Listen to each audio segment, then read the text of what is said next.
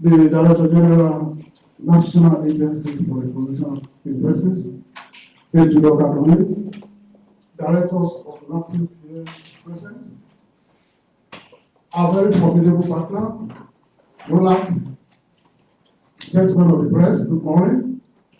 I have the honor and privilege this morning to welcome every one of us to the headquarters of NAPTIP. As usual, the Director General has invited us to brief us on the latest initiative and policy statement as regards the rising cases of rape and other violent activities. Since the past few days, the PG has been on her feet, holding consultation because of the enormity of the issues of rape. And I'm happy this morning that the media are well represented, and we want to appreciate you that you are always with us. We thank you so much.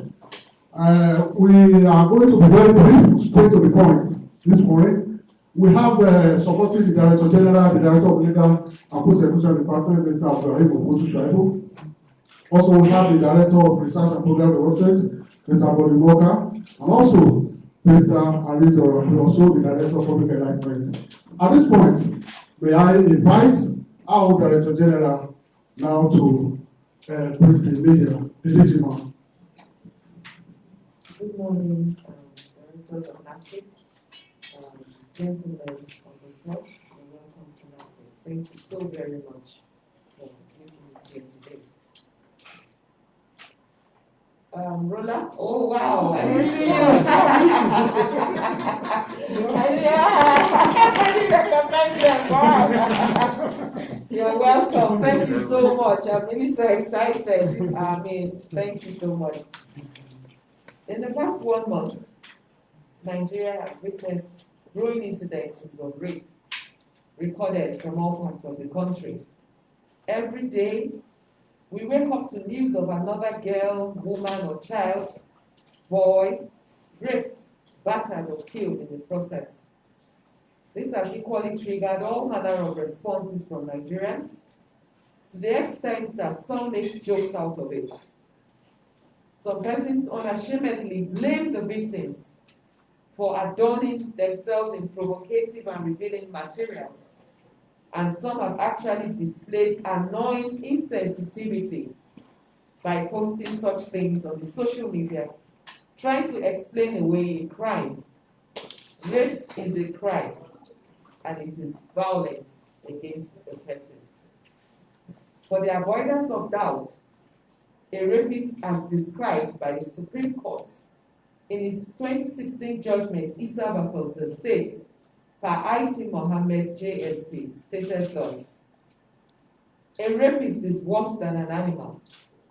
He has no moral rectitude.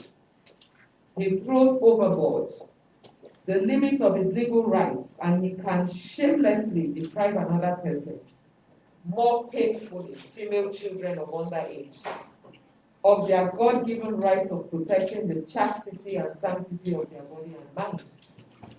He is all out to pollute such chastity and sanctity. He has no respect for human beings. He can commit any atrocity. He is a cancer in the society. What a shame. Sexual violence against girls and women is a sad reality in Nigeria. They go mostly unreported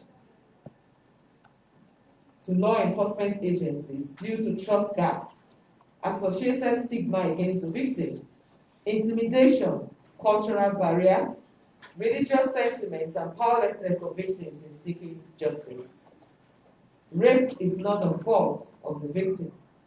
We need to educate our neighbors, friends, and colleagues who vilify victims for their dressing, being at the wrong place and at the wrong time, or probably not putting up enough resistance against the attacker. Time has come to stop the victim blaming and shaming. A significant number of rape takes place inside the victim's abode. The dimensions, as we have seen now, forbids none. Women, girls, boys, teenagers, toddlers, and infants are raped. Everything is used, including drugs, weed and voodoo, and money to lure, control, and dominate the victim. The red line of death has been breached in several cases of rape in Nigeria, as was the case of Uwa Mosua in Benin City, who was bludgeoned to death in a church. Nigerians have also not forgotten the case of Ochanya Elizabeth, a 13-year-old student of Federal Government Girls College, Boku, who was allegedly raped to death by father and son. 29-year-old Shomuyiwa Azizat, who was raped and killed in her apartment in Ibadan. And in the same Ibadan, Bello Barakat was raped and stabbed to death by her attackers. Also in Benin, a pregnant wife of an Edo State politician was raped and murdered in her home. In Warri, the police have confirmed the arrest of a bishop who allegedly drugged and raped a girl that was brought to him for deliverance. Sokoto State Hisbah recorded over 600 cases of rape in 2019. About 80 cases of rape was recorded in Anambra State during the lockdown alone. Most of them are father-daughter rape, incest. This is to mention but a few. Even grandmothers are not spared. This does not capture the unreported cases of those violated and killed in dark alleys, buried in septic tanks in remote areas yet undiscovered. Those cases handled as family issues out of the public play. How many more girls have to be raped and killed before we know we have a pandemic on our hands? How many have to be violated and raped? I urge and plead with state governors to resolutely pursue the adoption of the VAP Act and the Child Rights Act in their domain before it is too late. As at today, only about 5 states have laws against sexual and gender-based violence. Lagos and Ekiti are top of the class. This is a clarion call for states to domesticate the Violence Against Persons Act in their states, to deepen the protection of women and children from predators in our society. Let me remind us that state governors and assemblies that are delayed in domesticating this act are inadvertently promoting sexual and gender-based violence in their domain. In many rape trials, the guilt or innocence of the accused hinges on whether or not the victim consented to sexual intercourse. The determination of consent often can lead to distressing cross-examinations of rape victims in court. As a result, many rape victims choose not to report the crime to the police or refuse to press charges against their assailants. Those charged with rape have a higher than average rate of acquittal, mainly because it is difficult to prove a crime for which there are usually no third-party witnesses, doctors report. Rape is thus both underreported and under-prosecuted. The psychological reactions of victims in this regard include feeling of shame, humiliation, confusion, fear, and rage. There is no national template of victims' trauma response to share her pain. The duration of psychological trauma varies from individual to individual. Many feel the effects for years, even with considerable supportive therapy. Rape is torture and the permanent mutilation of an individual's life. It is also wrong and irresponsible for anyone to explain it away, because we are all products of women. I dare ask, who is teaching the boys to be good men, gentlemen, responsible husbands and fathers? Life itself is responsibility. The home should be the place for proper training, especially on how to treat girls and ladies, and that their future is hard work. The provision of Android smartphones by parents to their wards and children without strict supervision avails the children unlimited access to feast on pornography with its attendant entitlement syndrome. The first roadblock and urgent intervention is for parents to be parents and actively check the engagement of their children. The victim blaming and shaming must stop, and the culture of silence must be broken. I call on all of us to start now to groom the boys. Tomorrow's rest begins from today. Let the boy grow into a responsible and accountable gentleman. A victim of abuse remains abused, and the monstrosity of it all is in the rape of minors and babies. This has gone too far. It is the society's responsibility to protect the girl child. There should be prompt reports to convict the culprits, armed with the doctor's confirmation and that of the police, to form the contents to be used and convict the culprit. The shame should not be on the victim, but on the culprit. NAPTIP has developed a template of procedural response for victims and their families in the event of crime or rape. Do not take a bath. Do not change your clothes. If the rapist used a condom, collect it for evidence. Please do not destroy. Go to the hospital immediately and ask for a doctor's report. NAPTIP is not unmindful of the pains of the victim at this moment. The agency has set up the VAP units and will work with the National Assembly to upgrade it to a full department. However, we implore you to note all this, as your body, your clothes, the skin, and semen are veritable evidence which can be used to jail the rapist.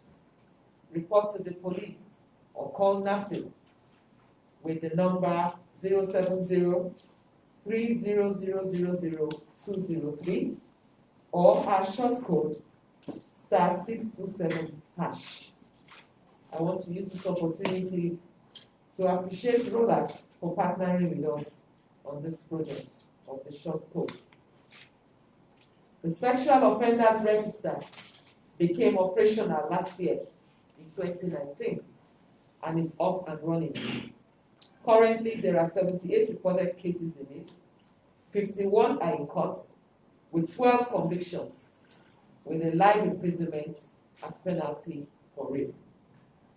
Dr. Nelson Mandela said, "There is no keener revelation of a society's soul than the way in which it treats its children, and this must include the girl child and the boy child." Thank you for your kind attention. Thank you very much, ma'am. That was very, very speechy. Just before we start taking questions, let me especially also, for good reason, introduce to us the National Program Manager of ROLAC. ROLAC is Rule of Law and Anti-Corruption. He's here, Mr. Danladi Clark. Let's start with him. And also we have Mrs. Uche Nawoke, also Program Officer of ROLAC. And also we have Mrs. Mabon Nadipo Sanusi from Workleft, all of our country. Thank you very much. We now take a question, and each of us, we are having this, please. It's a copy of the VAP, this is, I believe, we have it, and also we have, and the address of the VT is ready for all of us. So we'll take a question now. Please, you will introduce yourself, the name and let me start. Good morning, everybody. My name is Akiro Macho. I write for the News Agency of Nigeria. I have two questions here to ask the DG. The DG spoke about the domestication of farm plants in the state. I want to know what is the step the NAPTIP is taking to ensure every state do this. The step they are taking, because they are the agency responsible for to take steps about it. And the second question is, some Nigerians are already calling for special court for rapists. I want to know the stance of NAPTIP about it. Special court for rapists.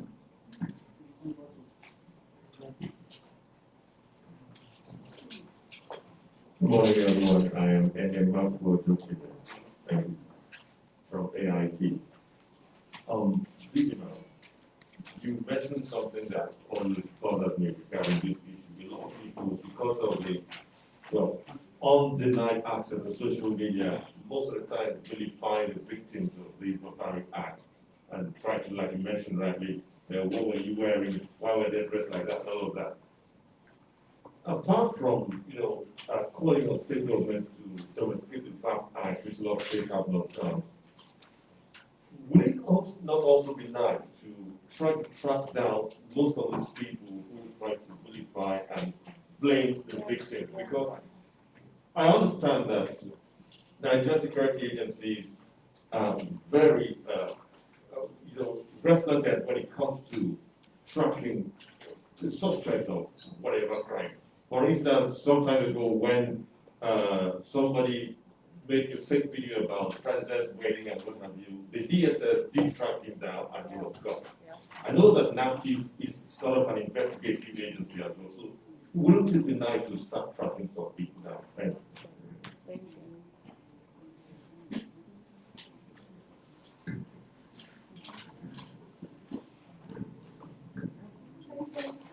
Good morning. My name is Grace. I report for the Nation newspaper. In your speech, you made mention of his back in Sokoto. Sit down. Okay.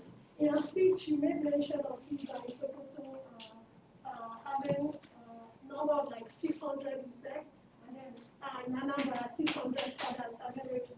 Why has your sexual offenders registry not been increased? Because you just said you have just 71 reported cases. There should be over 1,000 right now.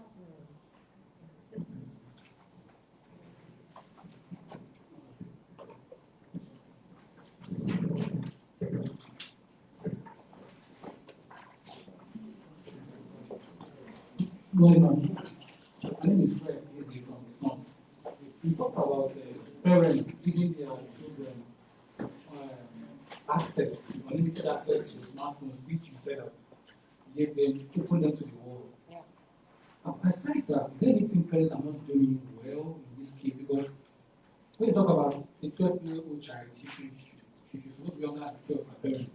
Do you ever think that parents are not doing it, or is it any way they are aiding this thing that they don't know? Thank you. Good morning. My name is Gordon. I work with CDT. My children are constantly being violated according to UNICEF. 6 out of every 10 children experience some form of violence. 1 in every 4 girls, and 10% of boys have been victims of violence in Nigeria. How worried is this statistics now? And secondly, Sorry, come again. What did you say? I said children are constantly being violated according to UNICEF. Yes. 6 out of every 10 children experience some form of violence. 1 in every 4 girls and 10% of boys have been victims of violence in Nigeria. How worried is this statistic? Then, what should key players be doing to salvage this situation of rape at this time? Thank you. What should key players do? What? Doing to salvage. Okay. I think this will answer these questions.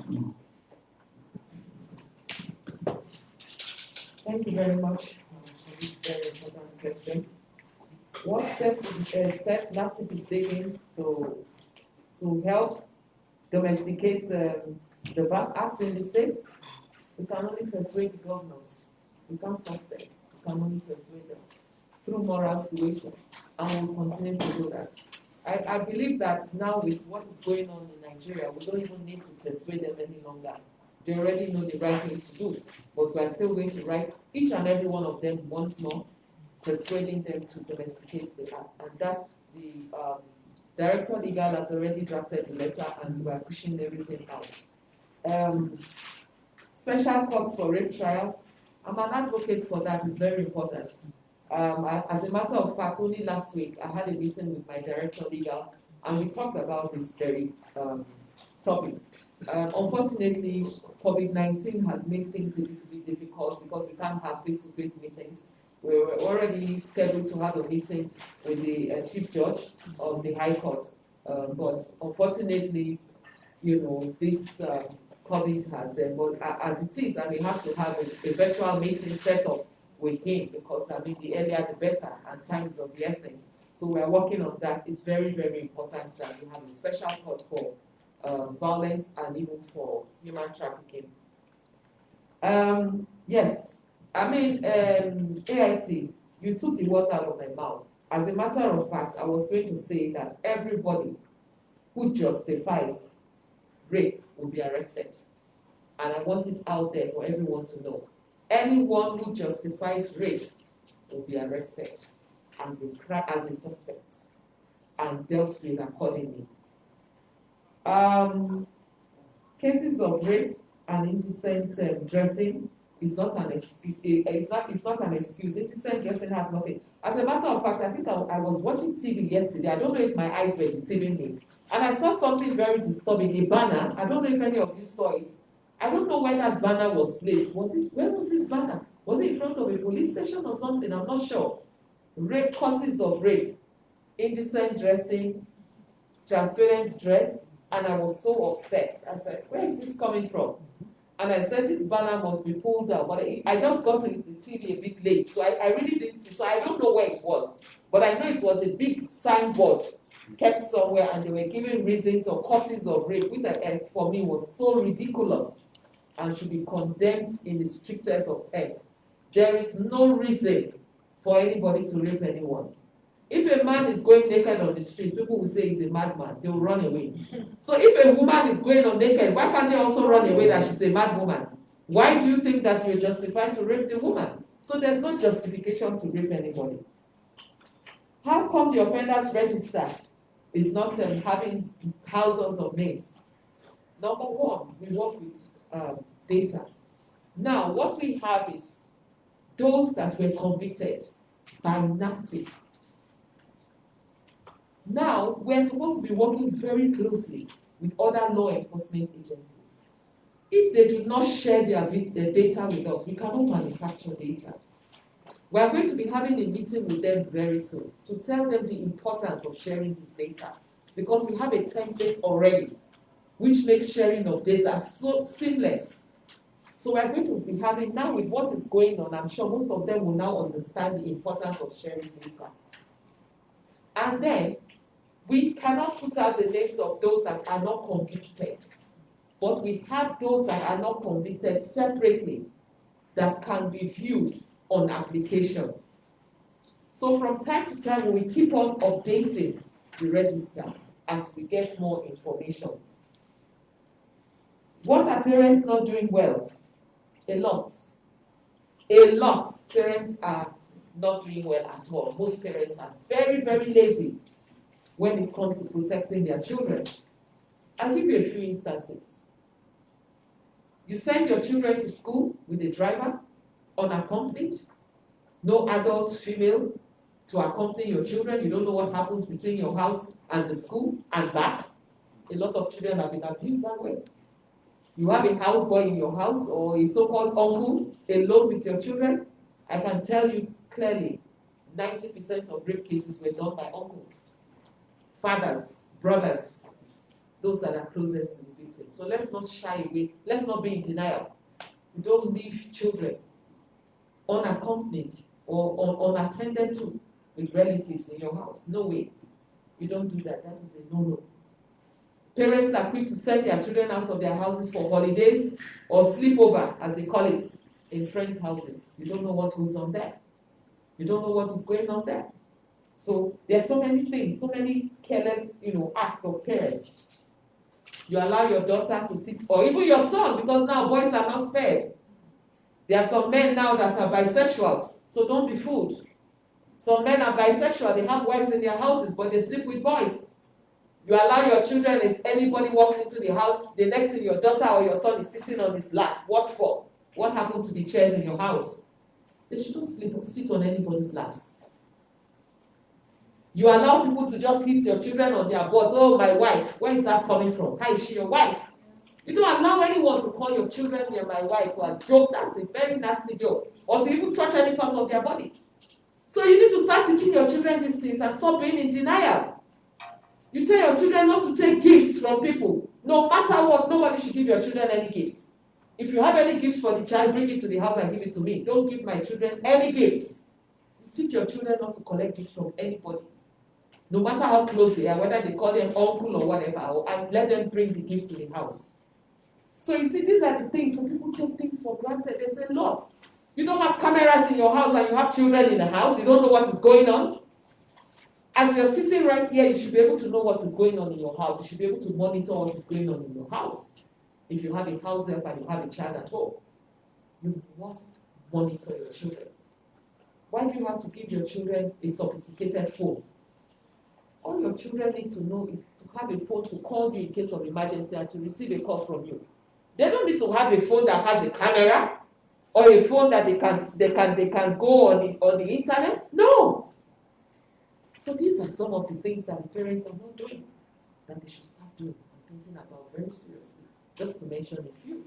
If I start on this, I'm sure I will be here for the next 2 hours. How many, what's this? Statistics of rape. Okay, talk about the statistics of rape, that it is huge. Yeah, unfortunately, it's very disturbing, and we're going to, that's why we have to, all of us, including the media, we have to work on this. We have to carry out sensitization. We have to now make people know that, in fact, we need to, the media now, we need to change the narratives. We need to start to stigmatize the perpetrators and not the victims. So we have to change the narratives now. Now we have to shift the blame to the rapist and not to the victims. We don't care what the victim was wearing. So that should not be part of your reportage. You should be reporting that this monster raped this girl. What she wore is irrelevant and should not even be part of the story. So we need to start changing the narratives going forward. What should key players be doing? A lot of people, they know what is going on, but they don't report. Some people will tell you, oh, I know somebody was raped. So why don't you go and report to the authorities? You must begin to speak. When you see something, say something and do something. It's very, very important. People must begin to speak up. There's no statute of limitation for rape. Even if she was raped 100 years ago and you are aware of anybody, please report. We need to learn to report cases of rape. We need to educate people. We need to sensitize people, raise awareness, and we need to protect our children. If you see something that is not right, then it's probably not right. Do something about it.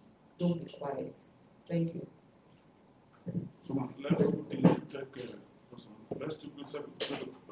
look at some of the responses on our social media platform. There's one question here: how does one report sexual offenses to NAPTIP? One comment said, how can women and girls in rural communities get help or report cases when they don't have access to report tools? Is that what? How can women and girls in rural communities get help or report cases when they don't have access to report tools, like the ones that we mentioned in the social media? Okay, is that all? Yeah.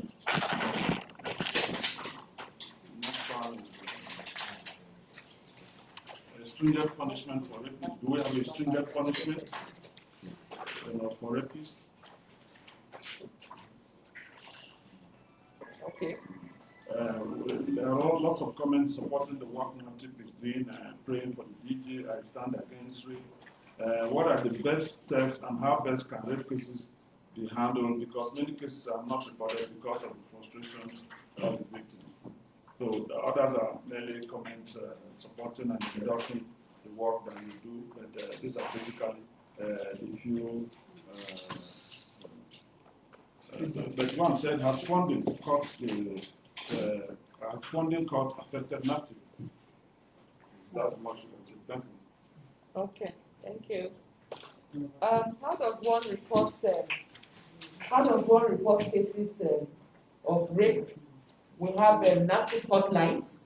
We have 070 3000 203. That's 070 3000 203. We also have 080 0800 2255 627 847. You can also report on our website. There's a provision for reporting cases even on NAPTIP website, www.naptip.gov.ng. You can also report on our email. We have info@naptip.gov.ng. You can even report on Facebook, NAPTIP Nigeria. You can even report on Twitter at NAPTIP Nigeria, Instagram, YouTube. You can also, we also have an iReport app you can download and report cases to NAPTIP. So there are various ways you can report cases to NAPTIP. You can also go to the nearest NAPTIP office and report your cases. How can women and girls in rural areas report cases? Well, you have to go to the nearest police station. That's the only option that you have. Stringent punishment for reports, yes, life imprisonment. Luckily, we had a case, conviction for life imprisonment sometime in March this year.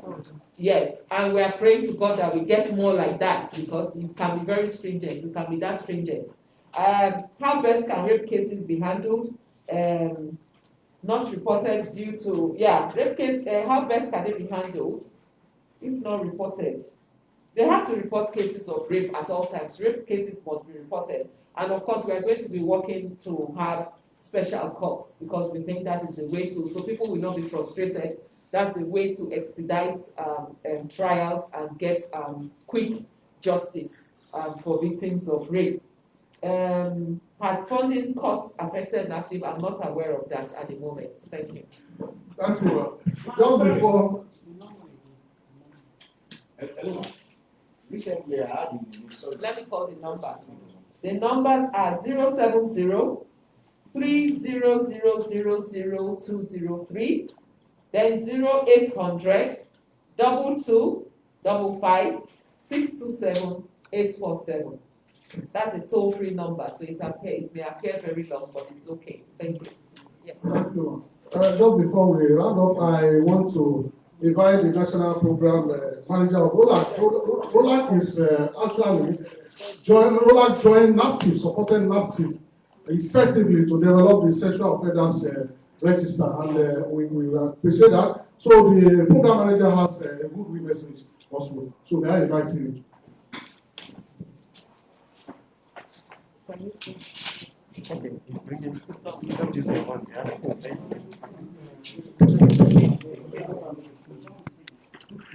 thank you very much, DG and distinguished members of the press. Just three things I would want to say. One is to commend the work that NAPTIP is doing, despite what I call is another pandemic that we need to deal with in our country.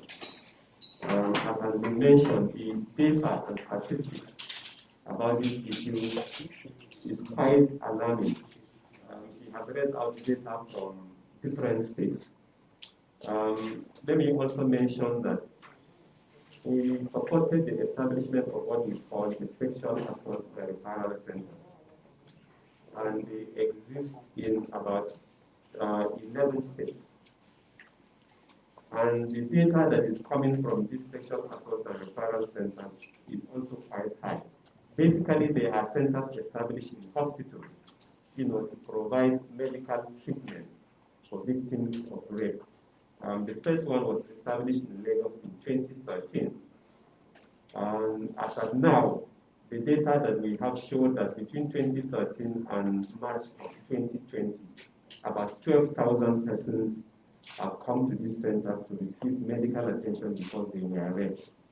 This is quite alarming. And it needs, firm government action to deal with it as quickly as possible. The second thing I want to mention is that we have run out of excuses. The excuses that we continue to give as the reason for rape are not tenable any longer. We talked about dressing. For God's sake, this lady was raped when she was wearing hijab. What else do we want them to wear? It doesn't make sense. We said because they go to places they are not supposed to go. This lady was raped in a church. Where do you want them to go? Children are raped in schools. Where do you want them to go? We have run out of excuses. Sometimes we say they cost it. These toddlers that were raped, how did they cause it? This grandmother that was raped recently, how did she cause it? We have run out of excuses totally. And it is incumbent upon us, as a country, to come together and find solutions to them. Perhaps the last thing I would mention is, given the journalists that we have here, is for us, like the DG said, to begin to change the narrative in the way it is reported. To show, that what this person has done, that is the perpetrator, is not right.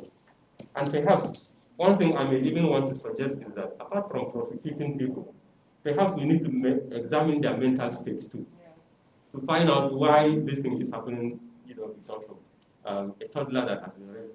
Perhaps by even the father, So it's important that apart from the conviction, the mental state of the perpetrator should also be looked into.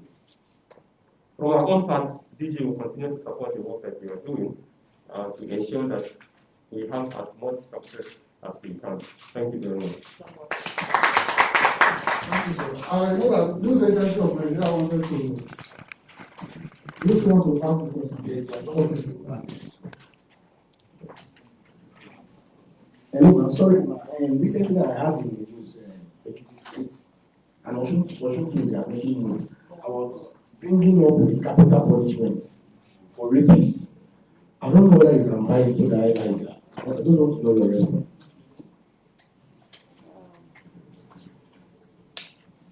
I have really never been a fan of capital punishment because, like Mr. Danladi just said, sometimes the mental state of the perpetrator cannot really be ascertained. I would prefer to have like life imprisonment than to have capital punishment. Secondly, personally, I feel that if we introduce capital punishment, we will have more killings involved associated with rape. Thank you.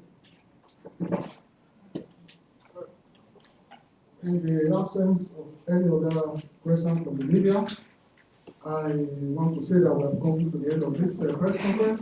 But permit me to point out that the DGA graciously approved that we hold this press conference as early as this time, so that the story dominates our various platforms.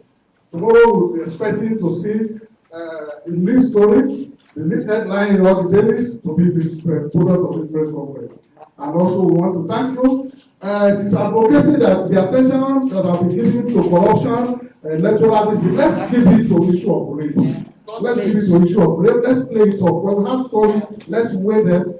And on this note, we want to thank everybody. It is very grateful that all of you are here this early morning. And we want to be seeing the product of it. We want to thank the directors, our partners for work left. From where we appreciate you so much. Thank you very much. God bless. Finally, please, I want to say, let it make headline news. Like you said, other stories that are not even important make headline news. Please don't put this in a tiny portion of your paper at the back page. Let this make headline news, because we have to send a strong signal to the rapists. We have to make them know that we mean business. Thank you. Well done, thank you very much.